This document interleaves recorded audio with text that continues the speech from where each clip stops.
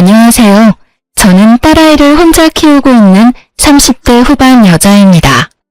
매일 사연을 들으며 하루를 마무리하곤 했는데 막상 사연을 보내려니 엄청나게 떨려오네요. 그래도 열심히 써볼 테니 잘 들어주시길 바라며 이야기 시작해 보겠습니다. 저와 남편은 오래된 장수 커플이었어요. 고등학교 때부터 사귀기 시작해 10년이란 시간을 만나왔으니 거의 가족이나 마찬가지였죠. 물론 가족 간에도 사이가 좋아 저희가 마침내 결혼한다고 했을 때 얼마나 좋아들 해주셨는지 몰라요. 결혼을 하고 난 뒤에도 저희는 10년이란 세월이 무색할 만큼 사이가 좋았고 서로 사랑했었습니다. 결혼하고 난 뒤 1년 만에 아기가 생겼고 무사히 딸을 출산하게 되었어요. 딸이 귀한 시댁에선 이보다 더 기쁜 일이 없다고 경사라고 하시며 저희 부부보다도 더 딸의 출산을 기뻐해 주셨죠. 참 하루하루가 행복했어요. 이렇게 행복하게만 살 수 있다면 더 바랄 것이 없다는 생각이 들 정도였으니까요. 하지만 불행은 예기치 못한 순간이 찾아오더군요. 그날은 남편이 출장을 갔다가 딸아이가 눈을 밟힌다며 무리해서 밤늦게 집으로 돌아오던 길이었어요. 평소 안전운전이 강박에 가까울 정도의 남편이었던지라 별 걱정을 하지 않았는데 그만 교통사고가 나고 말았습니다. 화물 운전을 하던 상대방 운전자가 졸음 운전을 했다고 하더군요. 남편은 그 자리에서 하늘나라로 가버렸고 아기가 2살도 되지 않던 해에 저는 남편을 떠나보내게 되었어요. 처음엔 믿기지 않았어요. 언제든 남편이 현관문을 열고 들어올 것만 같은데 야속한 남편은 돌아오지 않더군요. 그렇게 감당할 수 없는 슬픔에 빠져 몇 달을 보냈던 것 같아요. 그러던 어느 날 딸이 다가와서 엄마라고 하며 제 눈물을 닦아주더라고요. 그때 정신이 번뜩 들었어요. 저는 사랑하는 사람을 잃은 슬픈 여자이기도 했지만 한 아이를 책임져야 할 엄마였다는 사실을 깨달았던 거죠. 그날 이후 전 가까스로 정신을 차렸고 시댁과 친정의 도움을 받으며 아이를 키워나갔어요. 그렇게 3년이란 시간이 지났어요. 축 처진 기저귀를 차고서도 해맑게 웃던 아이는 어느새 5살이 되어 스스로 변기에 가서 볼일을 보고 올 만큼 시간이 지났어요. 여전히 전 시댁과 왕래를 하며 지내며 도움을 많이 받고 있었어요. 여기서 말하는 도움이란 금전적인 도움은 아니에요. 물론 명절 때가 되면 저도 그렇고 아이도 그렇고 용돈을 받긴 하지만 그런 것을 제외하고는 일체의 돈은 받지 않았어요. 그저 제가 쉴 수 있게 아이를 데리고 가서 하룻밤 자주신다거나 먹거리를 해주시는 등 그런 도움들을 주시고 계세요. 가끔 큰돈을 주려고 하시긴 했지만 사망보험금을 포함해 남편이 남기고 간 것이 꽤 있기도 했고 저도 액세서리를 만들어 온라인으로 판매 중이었기에 돈이 아쉽지 않았던 터라 돈은 필요 없고 가끔 딸아이 좀 봐달라고 부탁드렸네요. 시댁에선 그런 제 의견을 존중해 주셨고 그렇게 저흰 자주 왕래하며 지내왔어요. 그러던 어느 날 시댁에서 좋은 소식이 들려왔어요. 그건 바로 서방님의 결혼 소식이었어요. 워낙 오랜 세월 봐온 터라 정말 기쁘더군요. 주은아, 글쎄 우리 막둥이가 결혼한다는구나. 어머, 정말이에요? 정말 축하드려요, 어머님. 우리 도련님이 드디어 장가를 가다니 제가 다 눈물이 나려고 하네요. 그러니까 어느새 커서 자기 가정을 꾸린다니 세월이 참 빠르구나. 그건 그렇고 너도 상견례 자리에 올 거지? 네? 저도 가고 싶긴 한데 아무래도 안 가는 게 좋을 것 같아요. 왜? 오고 싶으면 오면 되지. 너도 우리 가족이잖니. 그렇긴 해도 상대방 입장에선 아닐 수도 있다는 생각이 들어요, 어머님. 괜히 중요한 날에 저 때문에 괜한 말 나오는 것도 싫기도 하고 괜히 불편할 것 같기도 하고요. 그냥 전 마음만 보낼 테니 저는 신경 쓰지 마시고 잘 다녀오세요, 어머님. 그래, 알겠어. 그러면 상견례는 안 오는 대신 결혼식엔 무조건 와야 해. 너 안 온다고 하면 재원이가 엄청나게 섭섭해할 거야. 알겠지? 네, 결혼식엔 무슨 일이 있어도 꼭 참석할게요. 그렇게 전 결혼식엔 꼭 참석하겠다는 약속을 하고선 전화를 끊었어요.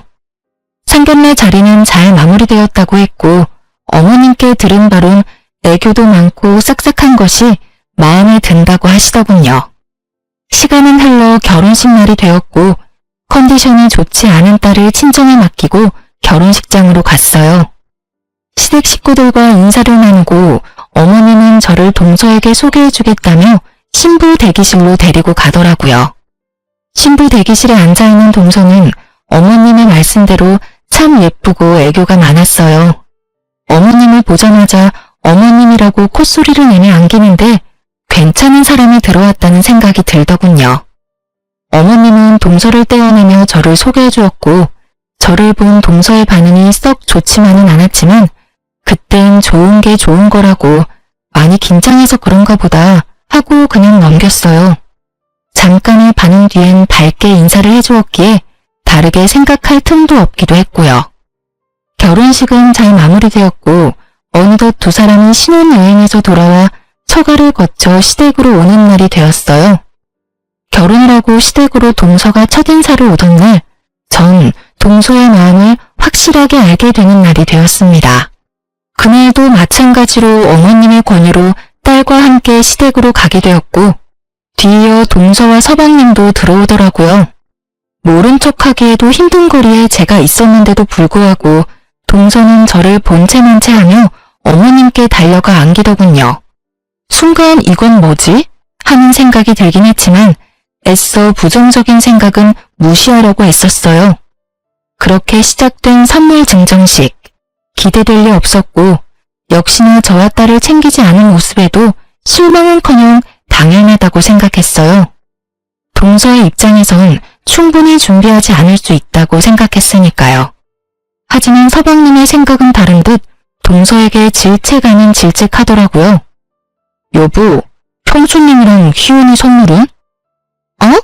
그게 내가 깜빡했어. 어쩌지? 그런 말이 어디 있어. 내가 산다고 하니까 당신이 산다고 우겨서 내가 알겠다고 한 건데. 여자가 필요한 건 여자가 잘 안다고 호언장담하더니 잊으면 어떻게 해. 내가 다른 건 몰라도 형수님이랑 희은이 선물은 꼭 챙겨달라고 부탁까지 했잖아. 그게 중요한 선물이라서 고민하다가 그만 잊었나 봐. 일부러 사지 않은 것이 뻔한데 끝까지 깜빡했다며 동서는 깜찍한 거짓말을 해댔고 전 어차피 받을 생각 없었던 선물인지라 분위기가 더 가라앉기 전에 제가 말을 꺼냈어요. 아우, 그깟 선물이 뭐라고 새 신랑 새 신부가 싸우려고 해. 난 괜찮으니까 그만하고 밥부터 먹자 우리. 아버님 어머님 식사하실 시간 한참 지나서 시장하실 거야. 그렇죠 아버님 어머님? 제 말에 상황은 일단락이 되었고 어머님은 주방으로, 아버님은 딸과 함께 선물을 들고 안방으로, 서방님은 편한 옷을 갈아입기 위해 쓰던 방으로 각자 흩어지게 되었죠. 그렇게 저와 동서만이 거실에 남게 되었고 동서는 기다렸다는 듯이 본색을 드러내더군요. 그이한테 이야기 들을 때부터 뻔뻔한 건 알았지만 이렇게까지 뻔뻔한 줄은 미처 몰랐네요. 지금 그 말 나 들으라고 하는 말이야? 그러면 여기 형님 말고 사람이 또 있나요? 지금 이 자리가 어떤 자리인데 형님이 와 계세요? 낄 때 안 낄 때 구분을 못 하시나 봐. 남편까지 죽음마당에. 뭘 바라고 시댁하고 인연을 이어나가는 건지 이해가 안 되네요. 뭐 애 앞세워서 들락날락하면 콩고물이라도 떨어질 거라 생각하시는 건가? 기가 막히면서 동서의 수준이 보이더군요. 생각하는 꼴이 얼마나 밑바닥인지 한숨이 다 나오더라고요. 좋은 날이니 웬만하면 참아주려고 했는데 이쯤 되니 마냥 참지 못하는 성격이 또 불쑥하고 튀어나와 버렸죠. 동서가 주인공인 날에 내가 참석한 것이 기분 나빴다면 미안한데 나도 이 집 주인인 아버님, 어머님이 불러서 온 거니까 동서가 상관할 바는 아닌 것 같고 뭘 바라고 시댁에 들락날락거리는 건 아니니까 앞으로는 말 좀 조심해줬으면 좋겠어. 계속 이런 식이면 동서 수준이 밑바닥이라고 증명하는 꼴밖에 되지 않을 테니까 말이야. 뭐라고요? 언성 낮춰. 그러다 어머님 나오시면 곤란한 건 동서이지 않을까? 동서는 제 말에 무어라 받아치려고 했고 저 역시 지지 않겠다는 의지로 동서의 입을 주시하고 있었어요. 바로 그때 어머님이 밥 준비가 다 되었다고 하시며 나오셨고 동서는 얼굴색 하나 바뀌지 않고 아무 일도 없었던 척을 하며 어머님께 찰싹부터 아양을 떨기 시작하더군요. 그 모습을 보는데 그야말로 기가 막히고 코가 막혔지만 어쩌겠어요? 엄연히 따져보면 이제 전 남남이고 동서는 가족인 것을요. 새로운 가족이 저를 탐탁지 않아 한다면 제가 빠져주는 것이 도리라는 생각이 들었어요. 그 후부터 전 조금씩 시댁과의 거리를 두기 시작했어요. 저로 인해 괜한 분란을 만들고 싶지 않았으니까요. 그렇게 거리를 두며 지내던 어느 날 어머님이 집으로 찾아오셨더라고요. 오셔서 하시는 말씀을 듣고 있는데 정말 너무 황당하더라고요. 주은아, 너 요즘 우리랑 일부러 거리 두고 지내는 거 맞지? 갑자기 왜 그러는 게야? 엄마 요즘 조금 섭섭해지려고 하는데 이유가 있다면 말해줄 수 있겠니? 그게요, 어머님. 다른 이유가 있는 건 아닌데 요즘 일이 조금 바빴어요. 그래? 사실 내가 둘째한테 들은 이야기 있어서 그래. 둘째한테 듣기로는 너 요즘 만나는 사람 생겨서 우리랑 거리를 두는 거라고 하던데 그 말이 사실이야? 아이, 너를 질책하려고 이런 말 하는 거 아니니 오해하지 말려무나. 난 그저 네가 좋은 사람 만나서 새 출발하는 거 우린 정말 괜찮고 오히려 응원하고 있다고 말해주고 싶어서 이렇게 왔어. 그러니 혹시나 그런 상황이라도 우린 괜찮으니 가끔은 연락하고 지내면 안 되겠니? 네? 남자라니요. 저 만나는 사람 없어요, 어머님. 어머님도 알다시피 희은이 하나 키우는 것도 바쁜데 제가 언제 남자를 만나겠어요? 그것도 그렇고 저 아직 다른 사람 만날 생각 전혀 없어요. 그러니? 그런데 왜 둘째는 그런 말을 했을까? 확신에 가득 차서 사실이면 내 남자 있다고 하던데 뭔가 착각을 했나? 아마 그런가 봐요. 뭐 때문에 그런 오해를 하게 되었는지는 모르겠는데 단단히 오해했나 보네요.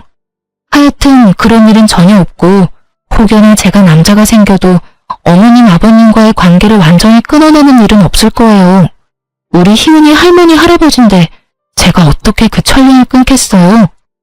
그렇게 말해주니 고맙구나. 난 혹시나 하는 마음에 네가 부담 느낄까봐 그랬어. 어머님은 그렇게 절 오래 보셔놓곤 아직도 절 모르세요? 제가 부담을 느끼거나 불편해할 성격으로 보이세요? 하긴 넌 참는 성격은 아니지. 늙으니까 이래. 괜한 걱정만 늘어. 전 전혀 그런 것이 아니라며 오해한 것 같다며 대충 둘러대긴 했지만 도저히 동서가 이해되지 않더라고요. 아무리 남편도 죽고 인연이 끊어진 내가 동서한테 거슬릴 수 있다고 좋게 생각해보려고 해도 없는 사실까지 만들어내며 저를 몰아내려고 하는 동서의 짓거리가 과하다는 생각밖에 들지 않았어요.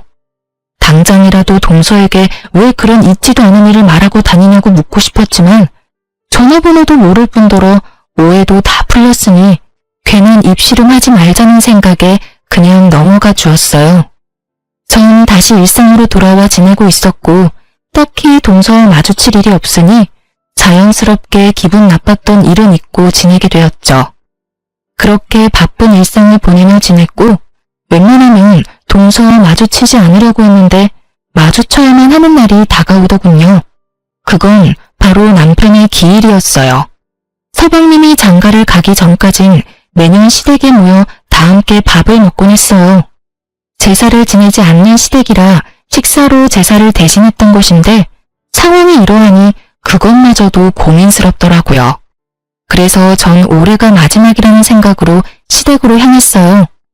매년 딸과 함께 참석했었는데 가끔 마주치는 동서가 제 딸을 대하는 태도가 상당히 눈에 거슬렸던지라 딸은 친정에 맡기고 혼자 시댁으로 향했죠.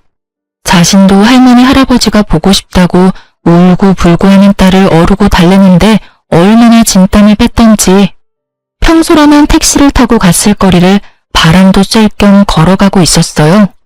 얼마나 걸었는지 어느새 시댁이 가까워지고 있었고 동서 역시 일찍 나섰는지 제 앞에 걸어가고 있더군요. 아는 척을 해야 하나 말아야 하나 나름 진지하게 고민하고 있는데 앞서가는 동서의 통화하는 목소리가 들려오는 것이 아니겠어요?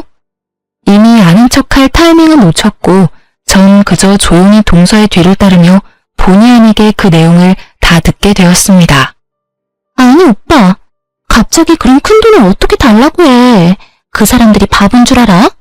시집 온 지 얼마나 됐다고 덜컥 돈을 달라고 해. 생각을 좀 하고 말하란 말이야. 아, 상황 보니까 형도 줄 거 없고 내가 아들 하나 낳아주고 거머리같이 붙어있는 형님만 몰아내면 그놈의 재산 받는 건 일도 아닐 것 같으니까 우선 기다려. 괜히 돈 이야기 잘못 꺼냈다가 나 이 사람이랑 이혼이라도 하게 되면 오빠가 다 책임질 수 있어? 다 해결할 수 있냐고. 그러니까 자꾸 전화하지 말고 기다려. 알겠어? 오빠와 돈이라니. 오빠라고 하니 당연히 친정오빠가 떠올랐고 돈 이야기도 나오니 동서의 친정에 돈이 필요하구나 하는 생각이 들더라고요. 친정을 돕고 싶은 마음이야 이해가 되지 않는 건 아니었지만 그런 이유로 저의 딸과 시댁의 인연을 끊어놓으려고 했다니 그간 눌러왔던 화가 슬슬 올라오는 것이 느껴졌어요. 이대로 마주했다간 정말 큰 싸움이 날 것 같은 생각에 전 천천히 걷기 시작했고 어느새 거리가 벌어진 동서는 편의점으로 들어가서 맥주와 아이스크림을 사서 나오더니 그 자리에서 맥주와 아이스크림을 차례대로 먹어치우더라고요. 또 그 모습을 보니 화가 가라앉으며 안쓰러운 마음이 살짝 들더군요. 오죽 답답한 상황이면 그 대낮에 앉지도 않고 그 자리에서 술을 한 번에 때려 넣을까 싶어서요.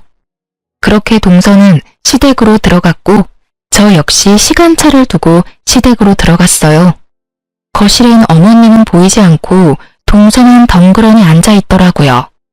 어깨도 축 처진 것이 왜인지 모르게 안쓰럽게 느껴지던 그때 저의 이런 생각이 참 한심하게 느껴질 말들이 동서의 입에서 쏟아져 나오더군요.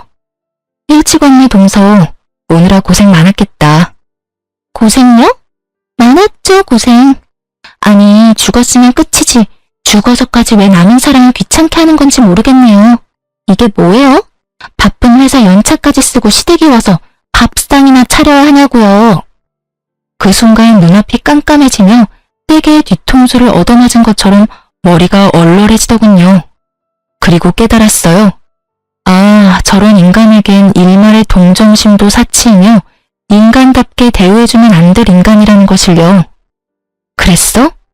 그런데 동서, 그렇게 이 식사 자리가 불만이었으면 동서가 오지 않았으면 됐잖아. 일전에는 동서가 주인공인 자리였다고 쳐도 오늘은 내 남편을 위한 자리인데 그런 마음으로 굳이 와서 그딴 말이나 짓거리고 있으면 내가 기분이 뭐 같지 않겠어? 뭐 같다니, 형님 말이 좀 거치시네요? 그리고 저라고 뭐 오고 싶어서 온 줄 아세요? 저도 딱히 오고 싶지 않았는데 온 집안이 한통속이 돼서 대단한 사람 죽은 날인 양 이 난리를 부르는데 어쩌겠어요? 꼴값 떨어도 내가 그 장단에 맞춰줘야지. 저도 정말 오기 싫었다고요. 그러면 지금이라도 돌아가. 내가 말은 잘해줄 테니까. 뭐라고요? 형님이 뭔데 가라 말아요. 내 남편을 위한 날이니까 내가 가라 말라 하는 거야. 다시 한번 말할게. 오늘은 동서가 그 꼴값 떤다고 여기는 내 남편을 기리는 날이야. 우리에겐 다른 어느 날보다 중요한 날이지만 동서에겐 그렇지 않다는 것까진 나 충분히 이해해. 말이야 바른 말이라고 한 번도 보지 못한 아주버님 뭐가 그렇게 중요하겠어? 동서 말대로 산 사람이 중요한 건데 그렇지? 그런데 아무리 그렇다고 해도 죽은 사람이 뭐라고 이딴 말이나 짓거리면서 그런 역겨운 마음으로 참석하는 건 안 싫고 내 남편도 달갑진 않을 거야. 그러니까 당장 돌아가. 오늘은 동서가 뭐라고 하든 내가 이 집의 가족이니까 말이야. 가족. 제 입에서 나온 가족이란 단어가 동서에겐 참 많이도 거슬렸던 모양이더라고요. 그 단어가 나오자마자 바르르 떨어대며 화를 내더군요. 가족? 지금 가족이라고 했어요? 어떻게 형님이 가족이에요? 아니, 형님이라고 부르는 것도 진짜 웃긴 거 알죠? 남편도 죽은 지가 3년이나 지났는데 왜 이때껏 이러고 있나 몰라? 뭐 재산이라도 한 푼 뜯어갈까 싶어서 기웃대는 그 마음 이해 안 되는 건 아닌데 보고만 있기가 참 역겹네요. 너무 추해서요. 저요, 욕이라면 정말 둘째가라면 서러울 정도로 차일치게 잘하는 여자인데 이 순간 욕이 튀어나오려고 하는 걸 얼마나 참았나 몰라요. 그렇게 죽을 힘을 다해 욕을 참고 있는데 방문 열리는 소리가 들리며 남편 방에서 어머님이 나오시더라고요. 한 번도 보지 못한 무서운 얼굴을 하고서요. 동서는 배를 눌러도 인기척이 없자 당연히 아무도 없는 줄 알고 미리 받아두었던 열쇠로 문을 열고 들어왔던 것이었어요. 안방 문이 열려있는 것으로 봐선 혹시나 하는 마음에 안방까진 확인했는데 설마 어머님이 옛 아주버님 방에 있을 줄은 꿈에도 생각하지 못한 것이었죠. 하긴 저 역시 생각도 못했는데 동서라고 알 수 있었겠어요? 어머님의 등장에 저도 저지만 동서 역시 크게 놀라 얼굴이 하얗게 질려가더군요. 이게 뭐 하는 짓이야? 내가 어지간하면 듣고만 있으려고 했는데 도저히 참을 수가 없구나. 둘째 너 첫째한테 말하는 뽐새가 아주 못쓰겠구나. 나 없을 때마다 이런 식으로 첫째를 뱉니? 어머님, 그게 아니라요. 전 아무도 없는 줄 알고 그랬어요. 아무도 없으면 손윗 사람한테 그렇게 막 대해도 된다고 배웠어? 둘째 너 그렇게 안 봤는데 아주 몹쓸애구나.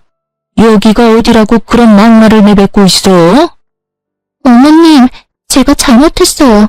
처음부터 그럴 의도는 아니었는데 형님이 저를 너무 몰아세우시니까 저도 흥분을 해서 그만 말이 막 나와버렸어요.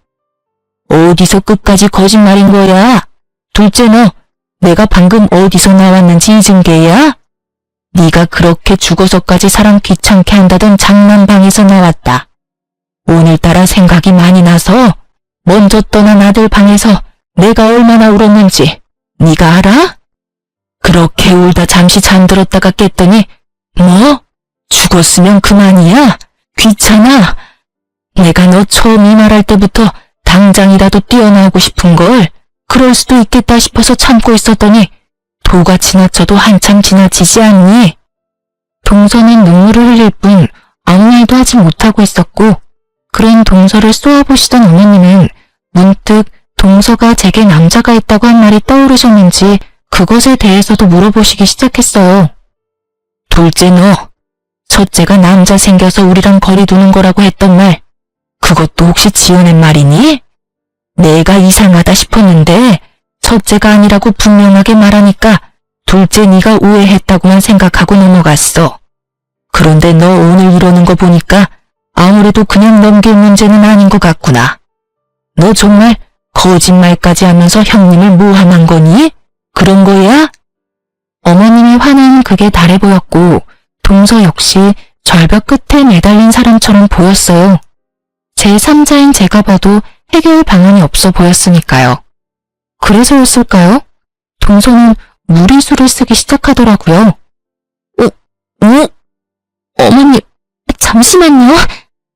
뜬금없이 헛구역질을 하던 동서는 이내 화장실로 뛰어가더군요. 화장실에선 세면대 물소리와 함께 동서의 헛구역질 소리가 계속해서 들려왔고 이내 물소리가 멈추는가 싶더니 동서가 입을 닦으며 나왔어요. 그러면서 되지도 않는 연기를 하기 시작하더라고요. 너 갑자기 왜 그러니? 어디 아파? 체했니? 아니, 그게 아니라 사실은 제가 임신을 했어요. 며칠 전부터 속이 계속 좋지 않아서 테스트기로 했는데 2주일이더라고요. 워낙 초기라서 그이한테도 말 못했어요. 혹시 모르는 일이니까 안정기에 들어서만 말씀드리려고 했는데 속도 좋지 않고 잠도 잘 못 자서 제가 너무 예민했나 봐요. 형님 죄송해요. 기분 많이 나쁘셨죠? 어머님 정말 죄송해요. 아무리 그래도 말을 가려가면서 해야 했는데 제가 경솔했어요. 동서는 임신 연기의 마침표로 헛구역질을 다시 하기 시작했고 어머님은 다른 것도 아닌 임신이라고 하니 한 발 물러서시더라고요. 그 문제는 추후에 다시 말하기로 하고 일단 작은 애 방에 들어가서 좀 누우렴. 나도 둘째 가졌을 때 입덧을 그렇게 했는데 씨도둑질 못한다더니 너도 입덧이 심할 건가 보구나. 그렇게 서 있지 말고 어서 가서 누워. 음식은 우리가 할 테니까. 네, 어머님. 그럼 저는 좀 들어가 볼게요. 끝까지 가슴을 두드리며 방으로 들어가는 동서를 보고 있자니 참 어이가 없더군요. 분명 맥주 한 캔을 그 자리에서 한 방에 먹어치우는 걸 제 두 눈으로 똑똑히 봤는데 임신이라뇨. 도무지 임신 사실을 안 사람이 할 행동은 아니었기에 동서의 임신 주장은 알아볼 것도 없이 거짓이었죠. 당장이라도 이 모든 상황을 빠져나가기 위한 동서의 거짓말임을 알리고 싶었지만 증거도 없을 뿐더러 또 무슨 수를 쓰며 빠져나갈지 모르는 일이니 일단 그 장단을 맞춰주기로 했어요. 동서는 최선을 다해 잠든 척을 했는지 동서를 뒤따라 방으로 들어가셨던 어머님이 나오시며 동서가 겨우 잠이 들었다고 하시더군요. 입덧이 저리 심해서야 겨우 잠들었어. 그래요? 잠드는 거 보고 나왔단다. 첫째야, 마음 많이 상했지? 둘째가 임신 때문에 너무 예민해서 뱉은 말이니 마음에 너무 담아두지 말려무나. 그럼요. 너무 걱정하지 마세요. 첫째 너 언젠가부터 거리 두던데 둘째 때문에 그랬지? 하는 말 들어보니 이렇게 군 게 처음도 아닌 것 같던데. 아우, 물어 뭐해? 넌 분명 아니라고 할 사람인데. 내가 정말 당장이라도 내쫓고 싶은데 임신까지 했다는데 어쩔 도리가 없구나. 어휴. 그래도 첫째야, 나한텐 언제까지나 네가 내 첫 번째 며느리란다. 그것만은 기억해 주렴. 네, 어머님. 감사해요. 그래, 배가 고프진 않니? 얼른 식사 준비해야겠는걸? 어머님. 저 올해는 그냥 집에 가서 먹을게요. 아무래도 오늘은 날이 아닌 것 같아요. 상황도 그렇고 제 마음도 편치 않아서요. 그래도 그렇지. 1년에 한 번뿐인 날인데 혼자서 괜찮겠어? 네, 괜찮아요. 네 뜻이 그렇다면 알겠어. 다시 한번 말하지만 오늘 둘째가 한 말은 모두 잊어버리렴. 내가 대신 사과하마. 알겠지? 상황도 상황이었지만 아무래도 동서가 신경이 쓰여 안 되겠더라고요.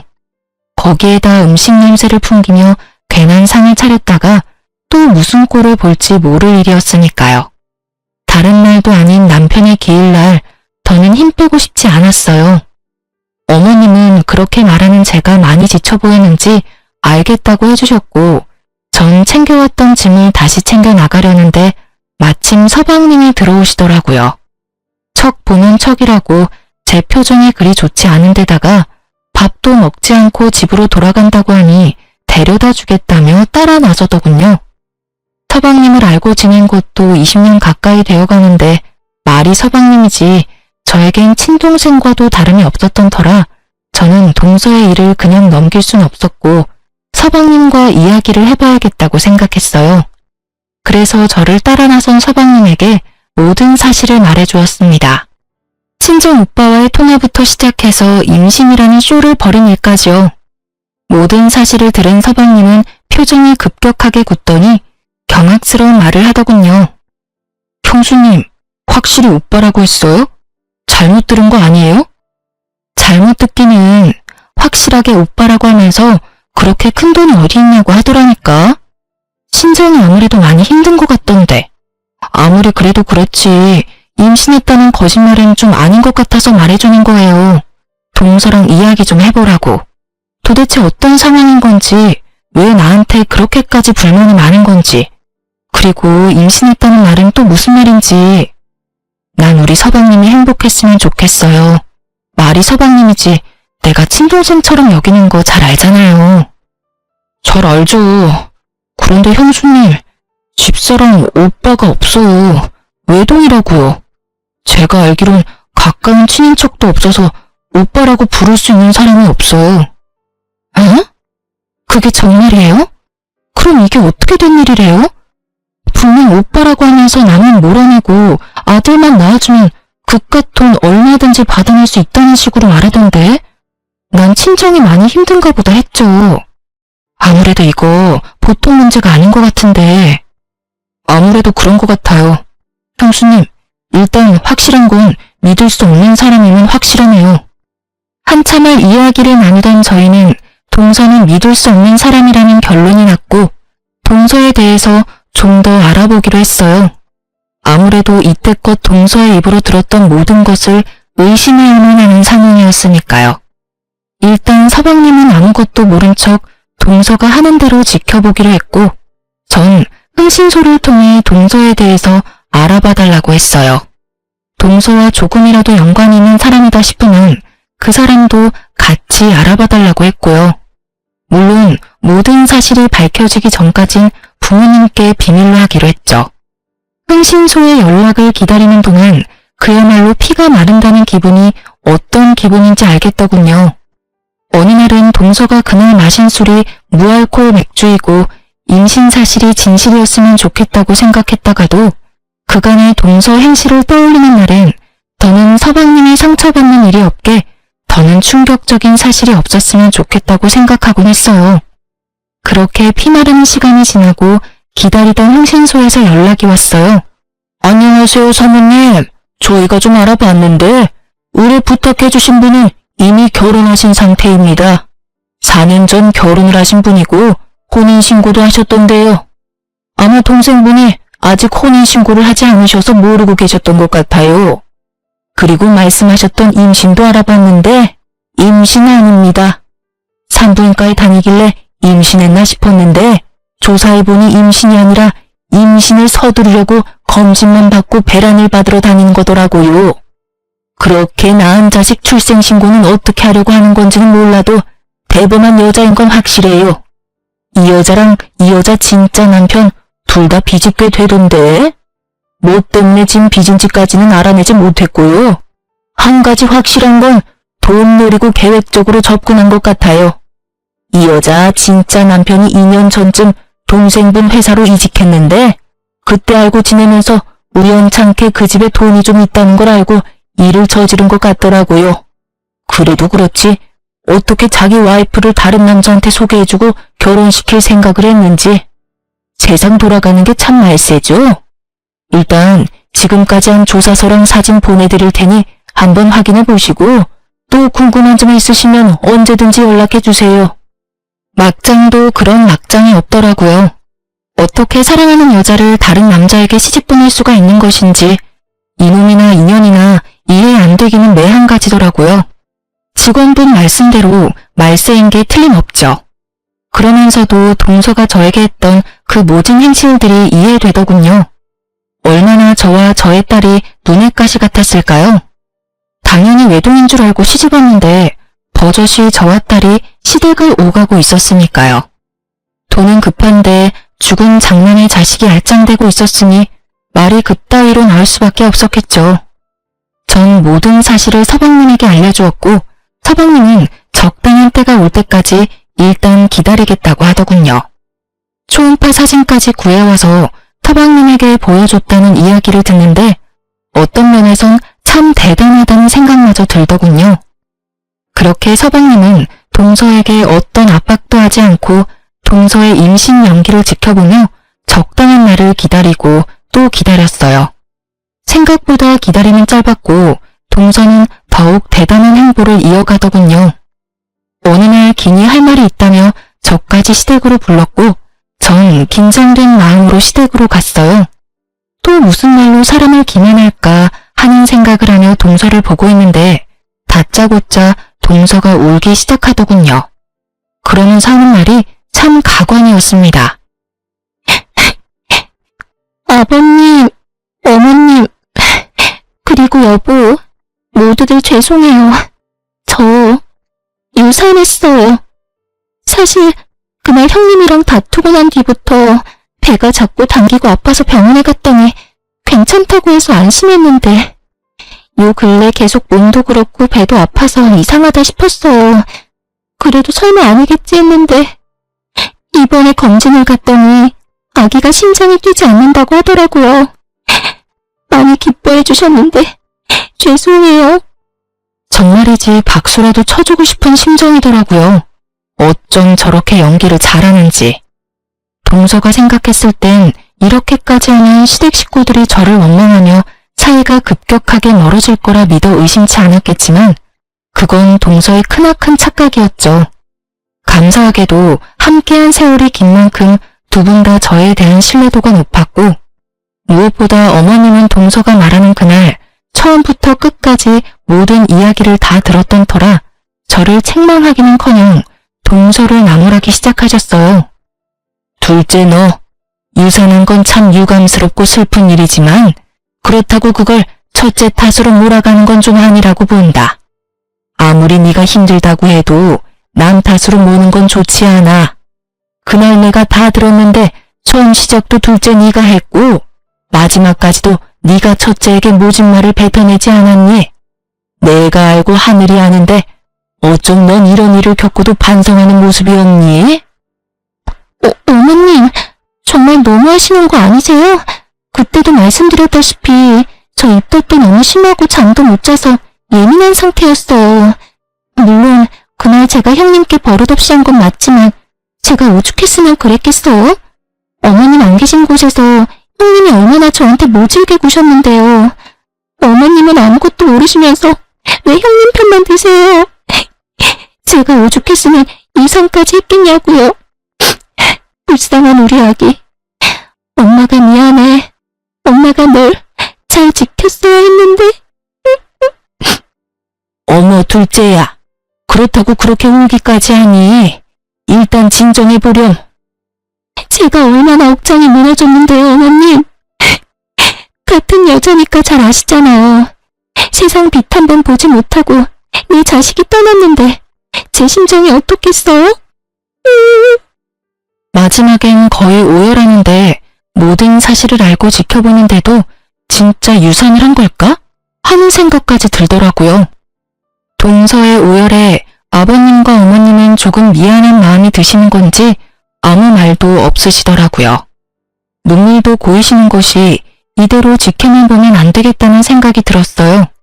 그래서 전 흥신소에서 받은 사진을 바닥에 내려놓으며 말했습니다. 동서, 이제 그만 울고 이 사진들 좀 볼래? 아무래도 동서 설명이 좀 필요한 것 같아서.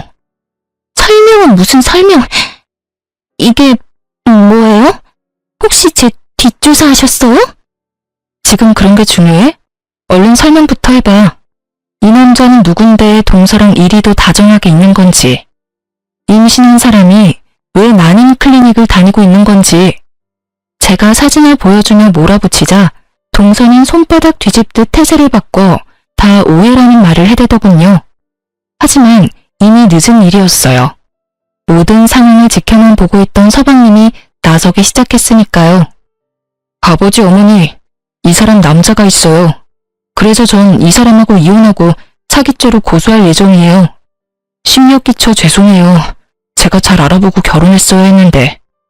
서방님의 말을 듣고 있던 동서는 고소할 거란 말에 파르르 떨며 따지고 들기 시작했고 비교적 차분히 말하던 서방님도 더는 참을 수 없었는지 모든 사실을 큰 소리로 밝히기 시작했어요.